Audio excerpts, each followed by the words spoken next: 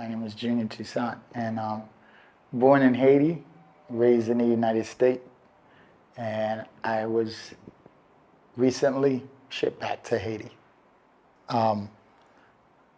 One day, my birth parents, who are somewhere in Haiti still at this moment, I believe, um, my father used to send, as I recall, used to send boats in the early 90s to attempt to get to the United States.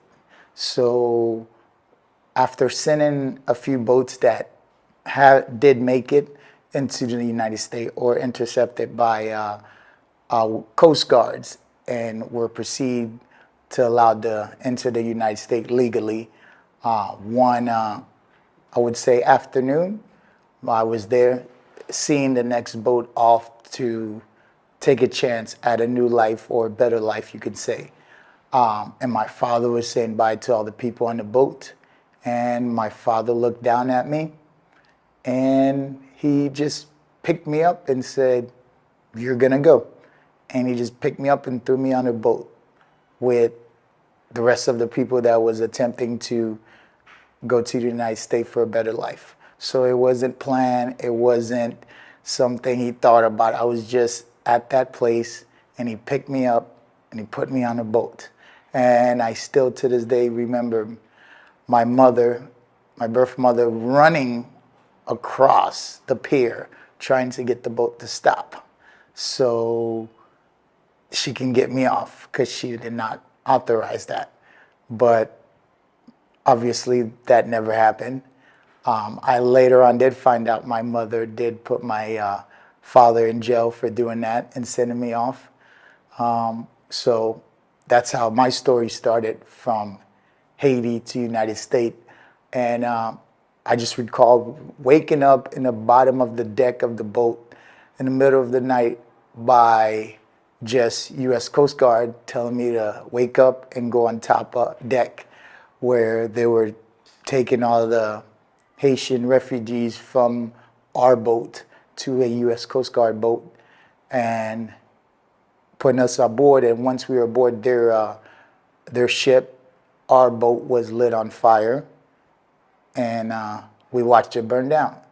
And for me, I was alone, but I did have some cousins on the boat. So my father did tell me a story particular to tell whoever got me or found me where I would end up, to tell them that I had brothers in the United States and I had a paper with their names, so I was supposed to just give it to someone with authority. But my cousins being on a boat, instead of allowing me to do that, they claimed me as their own brother, so I could go through the proceedings just as they did. So I would be a part of that family. And we were taken to Cuba, Guantanamo Bay, where I cannot recall exact extent of time, but I do believe at least 3 to 5 months stayed there as we were going through the process of being allowed to enter the United States as parolees. And when I entered the United States, my half sister from my father's side, Allah came and picked me up at Miami, I would say, International Airport. I went with her, and then all my cousins, now brothers, went with my uncle. And that's where I separated from them. And from that moment on, I just remember all the bright lights, all the craziness of difference for me as a child, and just taking it all in. Scared, but understood that I was with family, so I understand I was safe. I do remember eating my first American meal. It was KFC, Kentucky Fried Chicken. So I enjoyed it. And then we went to Homestead, where my half-sister mother resigned. And along with, I want to say, her 5 or 6 kids, plus my sister's 3 kids, all under the same roof, and now adding me. So we can say it was a very pack house. But everyone made it work. But unfortunately for me, I was an outsider from the beginning. Because my language varied, that I didn't speak English correctly yet or at all, or the fact I was by myself. I wasn't, would say, family member. I was related to one person and one person only. But for me, I just found a way to just get along and be part of something. And I would say after a couple months of living there and just trying to figure out where I'm at and with my life, being so young and lost, but that's when everything was not what I hoped it would be in the United States. Going to school in Miami in the early 90s, being a Haitian, you were picked on, beat up, abused, and that's something I was not accustomed to, something that still to this day, I never understood why, but I would say now I can I accepted it and I understand. But after going to school and starting for a couple months and trying to cope with the situation, my sister's half mother, when something would go wrong in the house, we would play outside in the rain and come mess up the house, or we would just do something we wasn't supposed to, and we're all kids. But somehow, I would say because of the fact I was not blood family, all the stress and all the abuse was taken out on me more often than her own kids. So I took a lot of the blame. So I would say after about 6 months of that, my sister, God bless her soul, and I understand why she did it. She picked up and we moved out of the situation because she wanted to protect me. And she can see that between the abuse at school or going to school and at home, that wasn't a place for a child like me. So we moved to West Palm Beach, where now my cousin / my brothers and my uncle live. And so my sister moved there because she would get the help that she needed to help her with her 3 kids plus me, which pretty much was like her kid. And at that point, for me, things even got worse because I was no longer a child at that time. I was taking care of myself, well, at least attempting to take care of myself, but taking care of my 3 nephews. So my sister worked, and I did the cooking, the cleaning, getting my nephews ready for school, taking care of everything that needed to be taken care of around the house. So that's where I started, I would say, struggle even more in certain things because as a 11-year-old kid, you cannot take care of yourself. I gotten very sick in my head. I'll call it wingworms, where my hair, my head, everything would be falling off. So I got very sick. I was removed from school, and then being removed from school, I would stay home while my nephews go to school. And I remember one of the darkest moments of my life. Now, as an adult, I've shared it a lot more than when I was a kid. I was home along with my nephew, Rudy, and someone was supposed to be watching us. And unfortunately, that day, me and Rudy was raped by a man at the age of 11, and Rudy was, I want to say, 8 or 9. He was drunk on drugs or something of that sort. But yes, we thought we did something wrong. He took us to the bathroom, and being the raised we were raised, just you're going to get a whooping for doing something wrong. but instead he made us lean against the bathtub and put shampoo on our backside and took advantage of me. My nephew was too young, so luckily for him it did not happen, but for me it happened. And I was raped. And of course I was scared, but I did tell my sister what happened. And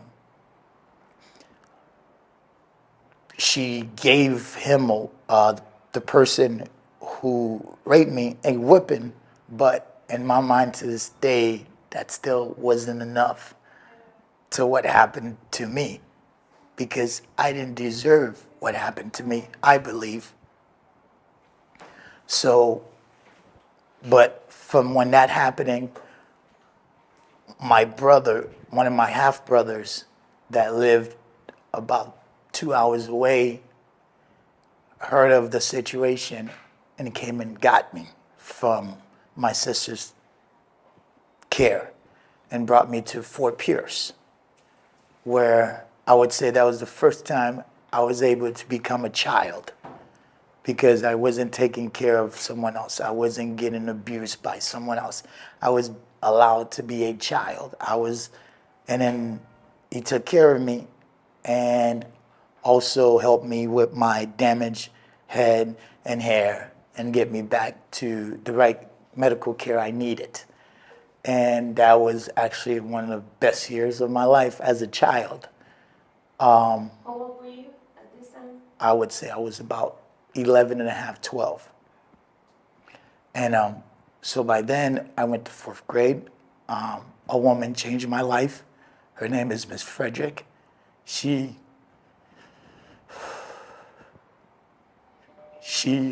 wanted to help me learn English properly. So she asked the school to get 1-800 hooked on phonics for me, but the school wasn't in the budget, and she went out and paid with her own money and got it for me and taught me every day how to properly learn and read English. So until now, I am forever grateful of that teacher. Excuse me.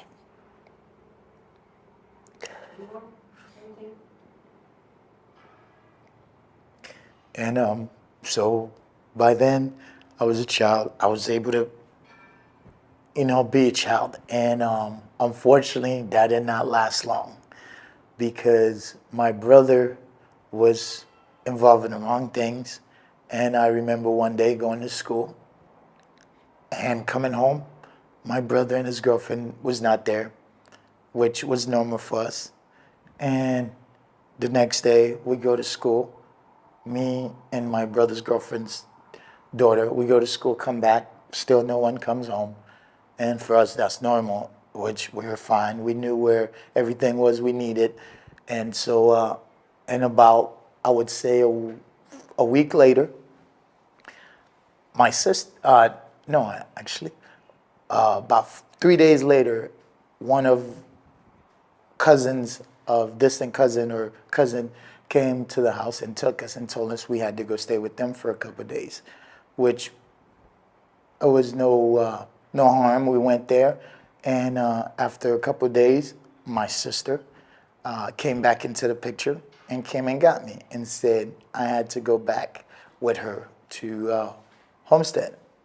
Well, I found out later on my brother was arrested and did quite some time in prison.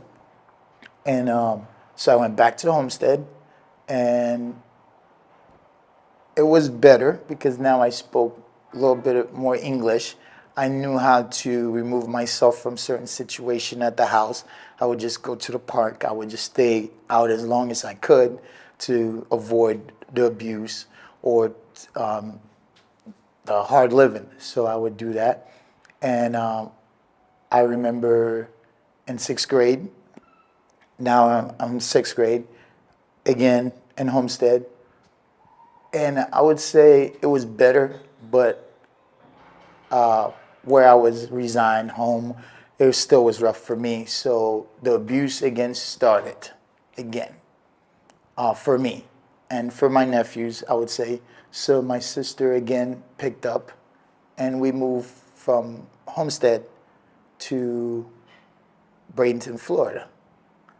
And I would say Bradenton, Florida was, wow, a life change, just life changing. Country, woods everywhere, and coming from Homestead, it's city, and but it was different. And we were there. We didn't stay there long because my sister could not do it on her own. So went back to Homestead. And again, just living wasn't that good for us. So she picked up and tried again to Bradenton. And we did better. But by then, again, I was taking care of my nephews, taking care of myself, and just finding ways to survive. And by that time in Bradenton, we had moved a few more times within the city limits itself, but just my sister was trying to provide for us. So as much as she can, where she would go to find the cheapest rent to provide for us, food, shelter, she was trying, breaking her back. And but again, about a year later, we moved back to Homestead, and we stayed there for a while. By then, I played sports, so I stayed away from home all the time. I find my scapegoat to never be home. And by now, my nephews were taking most of the abusing because they were younger. They were there still. And I guess my sister's mother was just frustrated of how much people is in the house. And I understand as an adult sometimes you just can get frustrated with stuff you can't control by kids you don't understand sometimes. So one last time we moved back to Bradenton. And by now, I understood America, I understood people a little bit more, and I understand what in life I wanted and what I didn't want. So we moved around a bit in Bradenton, but by then again, I'm making friends, I'm staying, learning how to treat myself as a human being. And we were in Bradenton for a while, and then again back to Homestead. And we were in Homestead for a little bit, and back to Bradenton. It was rough. Sometimes you go to school, and I came home, it would just pack your stuff, we're moving. Don't say bye to friends from school, don't say bye to anything, just pick up and move. And then 10th grade year, I want to say in Bradenton, my sister wanted to move again back to Fort Pierce, where she believed she would find a better job and have help from family members. Well, that was for the first time in my life. I put my foot down and said, no, I'm not moving. Don't know why, but I just had it. And I said, no, I like it here. I go to school. I play the sports. I have the friends. And by now I had a job working at Dairy Queen, so I could provide for myself. So one of my cousins convinced his father he would share his room with me at his house and bring me to school, even though we went to two different schools every day, if it would be okay that I stayed there with him so I didn't have to move. He pled for me, I cried, and the decision was yes, I was able to stay in Bradenton. And I was ecstatic, happy, and just a kid, a big kid, but a kid. And at that time, that's when. How old were you at this time? At this time, I would say 16. And at that time, that's when I started getting invited to this crazy activity after school called Young Life. It's just a bunch of weird white Americans that want to love on you and show you love and games, and then at the end just tell them that God loves you and God has a plan for you. And I remember this woman named Bridget Shea always invited me, Oh, because everyone knew me. I played the sports, and I always said, nope, I don't want to go. This is weird. I'm not going. Then one day, I was like, I don't have a ride home. If you could bring me home, I would go. And she said, yes, that's easy. We'll bring you home. Full of energy. And I went. And wow, that day changed my life forever. The game we played that day too was funny. We played I remember the name, but they took a brand new toilet that wasn't put together, but they put M&Ms, Milk Duds, and Mountain Dew in it. And you had to stick your head and pull it out. I thought it was weird, but I played it. I had fun. And I loved that club. It's Monday night. It was Young Life Bayshore High School. And from that moment on, I went every Monday. Every Monday I was there. I invited everyone I knew to go there. And that's when I met some of the most influential people in my life. Tim Jones, Eric, and now I would say my parents, Dan and Kirsten Chantier. They just